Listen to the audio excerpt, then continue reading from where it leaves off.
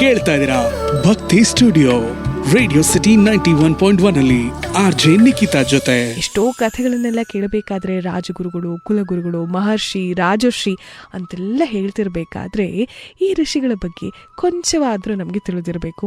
ಹಾಗಾಗಿ ಸಂಕ್ಷಿಪ್ತವಾಗಿ ತಿಳಿಸುವಂತಹ ಪ್ರಯತ್ನ. ಈ ಭೂಮಿಯಲ್ಲಿ ಈ ಮನುಕುಲಕ್ಕೆ ನೀಡಿರುವಂತಹ ವಿಚಾರಗಳು, ಉಡುಗೊರೆಗಳು ಸಾಕಷ್ಟಿವೆ. ಆದ್ರೆ ಸಂಕ್ಷಿಪ್ತವಾಗಿ ಸಪ್ತ ಋಷಿಗಳಲ್ಲಿ ಆ ಋಷಿಗಳ ಬಗ್ಗೆ ತಿಳ್ಕೊಳ್ಳುವಂತಹ ಒಂದು ಪ್ರಯತ್ನ.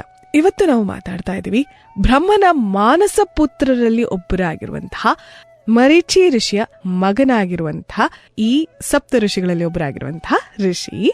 ಮತ್ತೆ ಇವರು ಬ್ರಹ್ಮನ ಮೊಮ್ಮಗ ಅಂತ ಹೇಳ್ಬೋದು. ದೇವ, ಅಸುರ, ನಾಗ, ಗರುಡಗಳು, ಆದಿತ್ಯರು, ದೈತ್ಯರು ಇವರೆಲ್ಲರ ತಂದೆ ಹಾಕಿರ್ತಕ್ಕಂತಹ ಸಪ್ತ ಋಷಿಗಳಲ್ಲಿರುವಂತಹ ಒಬ್ಬ ಋಷಿ. ಅದಿತಿಯ ಪತಿ ಕಶ್ಯಪ ಋಷಿ.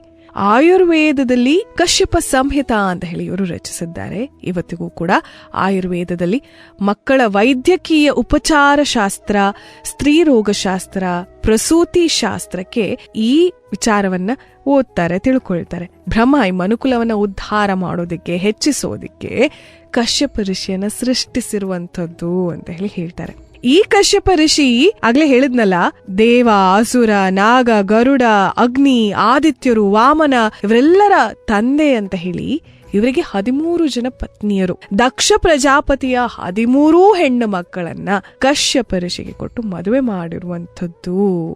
ಹಾಗಾಗಿ ಇವರೆಲ್ಲರೂ ಕೂಡ ಆದಿತ್ಯ, ಸೂರ್ಯನ ತಂದೆ, ಹೀಗೆ ಸಾಕಷ್ಟು ಕಥೆಗಳು ಹಿಂದೆಯೂ ಕೂಡ ನಾವು ತಿಳ್ಕೊಂಡಿದೀವಿ. ಆದ್ರೆ ಇವರೆಲ್ಲರ ತಂದೆಯಾಗಿರುವಂಥದ್ದು ಕಶ್ಯಪ ಋಷಿ. ಮತ್ತೊಂದು ಮಾತಿದೆ, ಕಾಶ್ಮೀರದ ಆ ದೊಡ್ಡ ಕಣಿವೆ ಏನಿದೆ ಅದು ಸಪ್ತ ಋಷಿಯ ಕಶ್ಯಪರ ಹೆಸರಿನಿಂದ ಬಂದಿರುವಂತದ್ದು, ಮುಂದೆ ಕಾಶ್ಮೀರವಾಯಿತು ಅಂತ ಹೇಳಿ. ಇನ್ನು ಪರಶುರಾಮ ಜಗತ್ತನ್ನೇ ಆವರಿಸಿಬಿಟ್ಟಿದ್ನಲ್ಲ, ಅಶ್ವಮೇಧ ಯಾಗವನ್ನ ಆಯೋಜಿಸ್ತಾನೆ. ಮತ್ತೆ ದಾನವಾಗಿ ಪರಶುರಾಮ ಈ ಭೂಮಿಯನ್ನ ಕಶ್ಯಪ ಋಷಿಗೆ ಕೊಡ್ತಾರಂತೆ. ನೋಡಿ ಏನೆಲ್ಲಾ ವಿಚಾರಗಳು ಅಲ್ವಾ. ಹೀಗೆ ಕಶ್ಯಪ ಋಷಿಯ ಬಗ್ಗೆ ತಿಳ್ಕೊಳ್ಳುವಂಥದ್ದು ಸಾಕಷ್ಟಿದೆ. ಅವರ ಬಗ್ಗೆ ಮತ್ತಷ್ಟು ಕಥೆ ವಿಚಾರಗಳನ್ನ ಮುಂದಿನ ದಿನಗಳಲ್ಲಿ ನಾವು ತಿಳ್ಕೊಳ್ಳೋಣ.